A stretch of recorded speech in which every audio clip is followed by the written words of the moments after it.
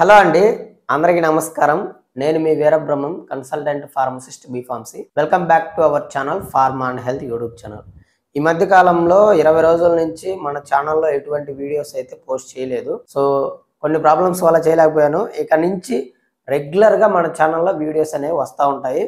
Health content ఉన్న videos అన్నీ కూడా మనకి కాకపోతే మన ఇంట్లో ఎవరికో ఒకరికి యూజ్ అవుతాయి. కాబట్టి ప్రతి ఒక్కరూ లైక్ చేసి సపోర్ట్ చేసి సబ్స్క్రైబ్ చేయండి.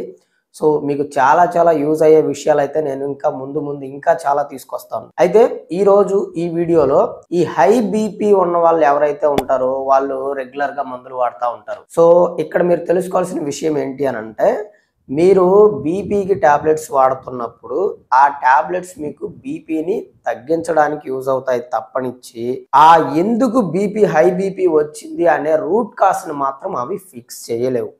ఓన్లీ బీపీ తగ్గించడానికి మాత్రమే యూజ్ అవుతాయి.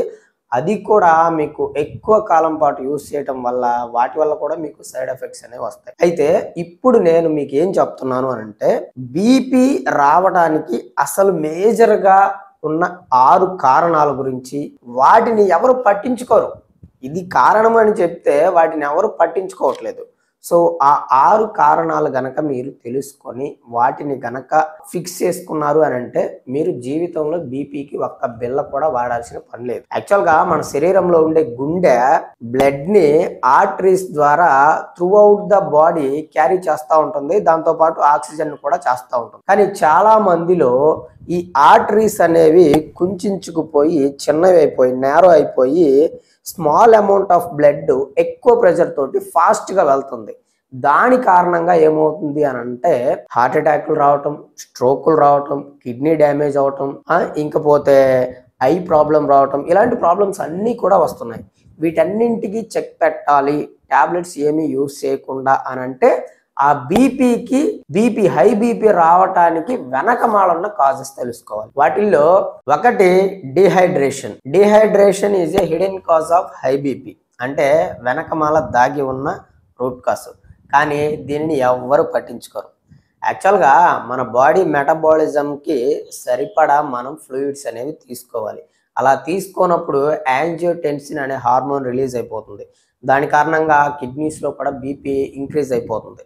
అలా ఇంక్రీజ్ అయినప్పుడు ఆర్టరీస్ వాల్స్ అనేవి ఇలా చిన్నవి అయిపోయినప్పుడు మీకు స్మాల్ అమౌంట్ ఆఫ్ బ్లడ్ ఎక్కువ ఫాస్ట్ గా వెళ్తుంది. దాని కారణంగా బీపీ పెరుగుతుంది. ఇప్పుడు ఈ యాంజియోటెన్సిన్ హార్మోన్ అనేది మీకు సోడియం ని కూడా హోల్డ్ చేసి ఉంచి, ఫ్లూయిడ్స్ సరిపోనప్పుడు మీరు హోల్డ్ చేసి ఉంచి బీపీని కూడా పెంచుతుంది. బీపీ స్టేబుల్ గా ఉండాలన్నా, కిడ్నీస్ ఫంక్షన్ ప్రాపర్ గా జరగాలి అన్నా మీరు రోజుకి 4 నుంచి 5 లీటర్ల మినరల్ వాటర్ ఎప్పుడు తీసుకోవటం మూలంగా మీ బాడీ అనేది ఎప్పుడు హైడ్రేషన్లో ఉంటుంది, బీపీ కంట్రోల్లో ఉంటుంది.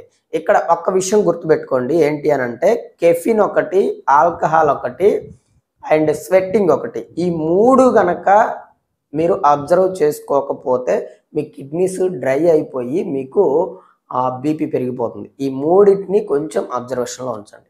2 పొటాషియం డెఫిషియన్సీ. యాక్చువల్గా మీరు డాక్టర్ దగ్గరికి వెళ్తారు. డాక్టర్ దగ్గరికి వెళ్ళినప్పుడు మిమ్మల్ని క్లియర్గా చూసి మీకు హై బీపీ ఉందని కన్ఫర్మ్ అయిన తర్వాత డాక్టర్లు ఫస్ట్ సజెస్ట్ చేసేది ఏంటి అని అంటే, అమ్మ మీరు సాల్ట్ తగ్గించండి అని చెప్పి చెప్తారు. ఎందుకు చెప్తారు అంటే సోడియం వల్ల మీకు బీపీ పెరుగుతుంది కాబట్టి. మరి పొటాషియం డెఫిషియన్సీ వల్ల బీపీ ఎందుకు పెరుగుతుంది అని మీరు అనుకోవచ్చు.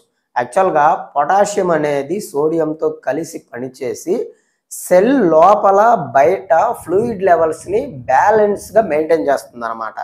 సో ఎప్పుడైతే మీకు పొటాషియం అనేది తగ్గిపోతుందో అప్పుడు మీకు ఏమవుతుంది అంటే మీ బాడీ ఉబ్బుగా కనపడుతుంది, వాపుగా కనపడుతుంది. కొంతమందికి పొటాషియం డెఫిషియన్సీ వచ్చినప్పుడు బీపీ బాగా హైలో ఉన్నప్పుడు కాళ్ళు వాపులు ఉబ్బిన విధంగా షైనింగ్లో కనపడుతూ ఉంటారు. చూసారా?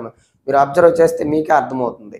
సో దాని కారణంగా ఏమవుతుంది అని అంటే లోపల ఆర్టరీస్ అన్నీ కూడా కుంచుకుపోయి బీపీ అనేది పెరిగిపోతుంది.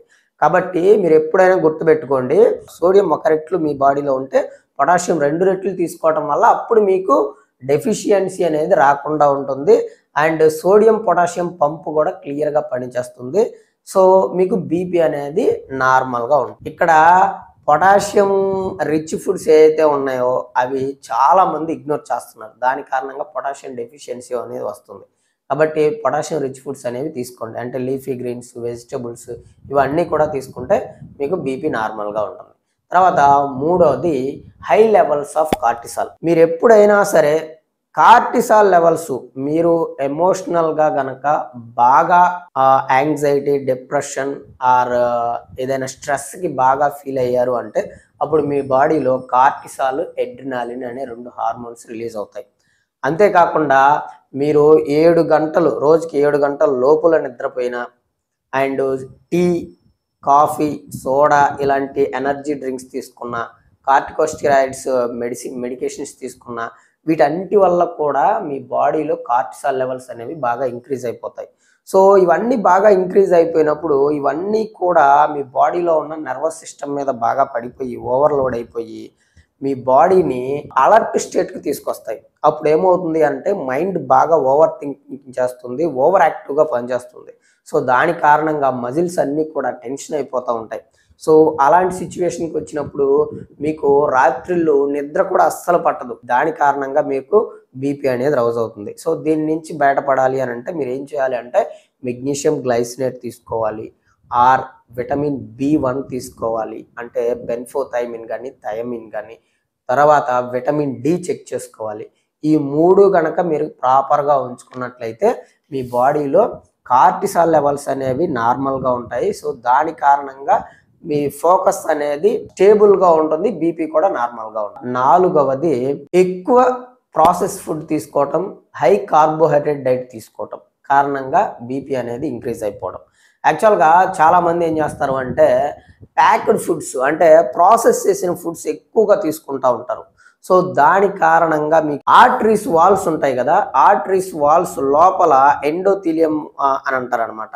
అవి ఏమవుతాయంటే స్టిఫ్ అయిపోతాయి. స్టిఫ్ అయిపోయి అక్కడ డ్యామేజ్ జరిగే అవకాశం ఉందన్నమాట. ఇదే సిచ్యువేషన్ కనుక మీకు ఓవర్ టైం కనుక జరిగితే మీ బాడీలో ఉన్న కొలెస్ట్రాల్ అండ్ కాల్షియం, ఫైబ్రిన్ ఈ 3 కలిసి ఫ్లాక్యూ లాగా ఫామ్ అవుతుంది. ఆర్టరీస్లో ఫ్లాక్యూ లాగా ఫామ్ అవుతుంది అనమాట. సో అది కనుక ఎక్కువ రోజులు కనుక మీకు మీ బాడీలో కొనసాగితే దాని మూలంగా ఏమవుతుంది, ఆర్టరీస్ వాల్ అనేది బాగా కుంచుకుపోయి blood flow, small amount flow ఎక్కువ ఫాస్ట్గా వెళ్తుంది. దాని కారణంగా హై బీపీ వస్తుంది, దాని కారణంగా హార్ట్ అటాక్ కూడా వస్తుంది అనమాట. సో మీకు దీని నుంచి మీరు బయటపడాలి అని అంటే ప్రాసెస్డ్ ఫుడ్స్ అంటే ప్యాకెట్లో ఉన్నవి, ప్యాక్ చేసినవి, ట్యూబ్స్లో ఉన్నవి, క్యాన్స్లో ఉన్నవి ఇలాంటివన్నీ ఆపేసేసేయాలి. కంప్లీట్గా ఆపేసేసేసి అన్ప్రాసెస్డ్ ఫుడ్, ఫ్రెష్ ఫుడ్ తీసుకుంటూ ఉండాలి. 5వది కాల్షియం ఓవర్లోడ్. ఇప్పుడు చాలామంది చేసే మిస్టేక్ ఏంటి అని అంటే ఒక 35 సంవత్సరాలు 40 సంవత్సరాలు దాటిన తర్వాత ఏం చేస్తున్నారు అంటే బోన్స్ బలానికని, తర్వాత జాయింట్స్ బలానికని, మజిల్స్ స్ట్రెంగ్త్ కోసం అని చెప్పేసి కాల్షియం కార్బోనేట్ సప్లిమెంట్స్ అనేవి ప్రతిరోజు యూజ్ చేస్తూ ఉన్నారు. సో ఇక్కడ మీరు తెలుసుకోవాల్సిన విషయం ఏంటి అని అంటే ఈ కాల్షియం కార్బోనేట్ అనేది కంప్లీట్గా అబ్జార్ప్షన్ అనేది జరగదు. అబ్జార్ప్షన్ రేట్ అనేది దీనికి చాలా చాలా తక్కువగా ఉంటుంది. దాని కారణంగా మీరు రోజు కాల్షియం కార్బోనేట్ తీసుకోవటం వల్ల ఆ ఎక్సెస్ అయిన కాల్షియం కార్బోనేట్ ఏదైతే ఉంటుందో అదేం చేస్తుంది అంటే అదంతా కూడా ఆర్టరీస్లోని స్మూత్ మజిల్స్లో లోపల స్టక్ అయిపోతుంది. అయితే స్టడీస్ ఏం చెప్తున్నాయి అని అంటే ఎవరైతే రోజుకి ఒక 500 మిల్లీగ్రామ్స్ కాల్షియం కార్బోనేట్ తీసుకుంటున్నారో వాళ్ళకి హార్ట్ అటాక్ వచ్చే రిస్క్ అనేది 30%, స్ట్రోక్స్ వచ్చే రిస్క్ అనేది 20% ఉంటుందని చెప్తున్నారు. కాబట్టి కాల్షియం కార్బోనేట్ సప్లిమెంట్స్ ఎవరైతే తీసుకుంటున్నారో వాళ్ళు మాత్రం దానిని ఆపేసేయండి, ఎందుకంటే అది అబ్జార్ప్షన్ అవ్వట్లేదు. ఒకవేళ మీరు కాల్షియం కావాలి అనుకుంటే మీరు తీసుకునే ఫుడ్లో ఆల్మోస్ట్ ఆల్ 50 to 60% మనకి కాల్షియం అనేది దొరుకుతుంది. మీరు ఫుడ్లోనే తీసుకోవచ్చు. ఒకవేళ మీకు అలా అవ్వట్లేదు అని అంటే దానికి కారణం ఏంటంటే మీ బాడీలో మెగ్నీషియం, విటమిన్ D ఇవి కూడా తక్కువ ఉన్నట్టు అర్థం. దాని కారణంగా మీకు కాల్షియం అనేది అబ్జార్ప్షన్ జరగదు. సో అలాంటప్పుడు మీరు ఏం చేయాలి అని అంటే first of all calcium supplements తీసుకోవాలి అనుకుంటే దానికితో పాటుగా magnesium, vitamin D3 and K2 ఇవి తీసుకోవటం కారణంగా కాల్షియం అనేది మీకు అబ్జార్ప్షన్ కంప్లీట్గా జరిగిపోతుంది. బోన్స్లోకి కానీ జాయింట్స్లోకి కానీ అండ్ మీకు కాల్షియం మీ బాడీలో ఎక్కడెక్కడికైతే అవసరం అవుతుందో అక్కడికి అబ్జార్ప్షన్ జరుగుతుంది. ఎక్కడైతే అవసరం లేదో అక్కడ అసలు వెళ్ళదనమాట. సో దాని కారణంగా మీకు ఈ ప్రాబ్లం అనేది రాకుండా ఉంటుంది. కాబట్టి కాల్షియం కార్బోనేట్ తీసుకునే వాళ్ళు కొంచెం జాగ్రత్త వహించండి. తర్వాత ఆరవది బెల్లీ ఫ్యాట్ ఆర్ ఒబిసిటీ. మీరు ఎప్పుడైనా విజరల్ ఫ్యాట్ అనే వర్డ్ విన్నారా? విజరల్ ఫ్యాట్ అంటే ఏంటి అని అంటే మన పొట్ట చుట్టూరు ఉండే కొవ్వుని విజరల్ ఫ్యాట్ అని అంటారు. యాక్చువల్గా ఈ కొవ్వు ఏంటంటే బయోలాజికల్గా యాక్టివ్ ఫామ్లోనే ఉంటుంది. సో ఇదేం చేస్తుంది అని అంటే ఇన్ఫ్లమేషన్ కలిగించే కెమికల్స్ లైక్ సైటోకైనిన్స్ అంటారు కదా, వాటిని రిలీజ్ చేస్తూ ఉంటుంది అనమాట. సో వాటిని రిలీజ్ చేస్తూ ఉన్నప్పుడు ఏమవుతుంది అని అంటే ఆర్టరీస్లో డ్యామేజ్ అనేది జరిగి అవి స్టిఫ్ అయిపోతూ ఉంటాయి. దాని కారణంగా మీకు బీపీ అనేది ఇంక్రీజ్ అవుతూ ఉంటుంది. ఎవరైతే ఓవర్ వెయిట్ ఉన్నారో, ఒబిసిటీ ఉన్నారో వాళ్ళు ఆ ఒబిసిటీ యొక్క ప్రెషర్ అంతా కూడా కిడ్నీస్ మీద, హార్ట్ మీద పడుతుంది. సో దాని కారణంగా మీకు ఆర్టరీస్ అనేది స్టిఫ్ అయిపోతాయి, నారో అయిపోతాయి, బీపీ పెరిగిపోతుంది. సో అలాంటి వాళ్ళు ఎవరైనా ఉంటే మీరు ఏం చేస్తారు అంటే ఇంటర్మీడియట్ ఫాస్టింగ్ చేయండి. లేదు అని అంటే కార్బోహైడ్రేట్ తక్కువగా ఉండే ఫుడ్స్ తీసుకోవడానికి ట్రై చేయండి. సో దాని కారణంగా మీరు వెయిట్ తగ్గుతారు. ఈ ప్రాబ్లం నుంచి కూడా మీరు బయటపడవచ్చు. సో అదండి. అయితే ఇక్కడ ఇంకొక విషయం ఏంటి అని అంటే హై బీపీకి ఇంకా ఈ ఆరే కాకుండా ఇంకా కొన్ని కూడా ఉన్నాయి. ఏంటి? విటమిన్ డి తగ్గడము, స్మోకింగ్ చేయడము, తర్వాత ఓన్లీ కూర్చొనే వర్క్ చేస్తూ ఉంటారు. సో అలాంటి లైఫ్ స్టైల్ ఉన్న వాళ్ళు, స్లీప్ సరిగ్గా లేని వాళ్ళు, ఇవన్నీ చూసుకోవాలి మీరు. ఇవన్నీ చూసుకొని మీకు హై బీపీ రావటానికి రూట్ కాస్ని మీరు ఫిక్స్ చేసుకున్నారు అని అంటే మీకు జీవితంలో అసలు టాబ్లెట్స్ వాడాల్సిన అవసరమే లేదు. అండ్ ఇక్కడ ఇంకొక విషయం చెప్తాను నేను. హై బీపీని స్టాప్ చేయాలి అనుకుంటే మీరేం చేస్తారు అంటే చాలామంది ప్రాసెస్ చేసిన సాల్ట్ వాడుతూ ఉంటారు. అలా కాకుండా మీరు సీ సాల్ట్ని వాడండి. అంటే సముద్రపు ఉప్పు అని అంటారు కదా, దాన్ని వాడండి. దాన్ని వాడటం వల్ల మీకు ఏమవుతుంది అని అంటే దాంట్లో potassium, magnesium and trace minerals ఇవన్నీ కూడా బాగా ఎక్కువగా ఉంటాయి. అవన్నీ ఏం చేస్తాయంటే మీ బాడీలో ఎలక్ట్రోలైట్ బ్యాలెన్స్ని కరెక్ట్గా ఉండే విధంగా చేస్తాయి. సో దాని మూలంగా మీకు బ్లడ్ ప్రెషర్ అనేది హెల్తీగా ఉంటుంది. ఇక్కడ ఒక విషయం గుర్తుపెట్టుకోండి, టూ మచ్ సోడియం తీసుకోవటము ఎంత తప్పో, టూ లిటిల్ సోడియం అంటే బాగా తక్కువగా ఉప్పు తీసుకోవడం కూడా అంతే ప్రాబ్లం అనమాట బీపీకి. కాబట్టి మీకు మీ బాడీకి ఏది ఎంత కావాలో అంత తీసుకుంటే మీరు హెల్తీగా ఉంటారు. సో బీపీ గురించి ఈ 6 రూట్ కాస్లో మీరు ఏ ప్రాబ్లం వల్ల బాధపడుతున్నారో వాటిని ఫిక్స్ చేసుకోండి. మీకు ఇంకా ఎటువంటి డౌట్స్ ఉన్నా సరే కింద కామెంట్ సెక్షన్లో కామెంట్ చేయండి. లేదు మీరు నాతో మాట్లాడాలి అనుకుంటే కాల్ మీ ఫోర్ యాప్లో నుంచి కాల్ చేయొచ్చు. లేదంటే నా వాట్సాప్ నంబర్ ఉంటుంది 7032027201. ఈ నెంబర్కి వాట్సాప్ చేయండి. సమస్య చిన్నదైతే ఒక్క కామెంట్లో రిప్లై ఇచ్చేదైతే నేను రిప్లై ఇస్తాను. లేదు మీరు నాతో మాట్లాడాలి అనుకుంటే ఈ నెంబర్కి వాట్సాప్ డీపీలో స్కానర్ ఉంటుంది, 200 పే చేసుకొని డైరెక్ట్గా నాకు ఫోన్ చేయండి. యాజ్ ఏ ఫార్మసిస్ట్గా నేను మీకు ఒక మంచి సజెషన్ అయితే ఇస్తాను. అంతవరకు సెలవు మరి. నమస్కారం. నేను మీ వీరబ్రహ్మం, కన్సల్టెంట్ ఫార్మసిస్ట్.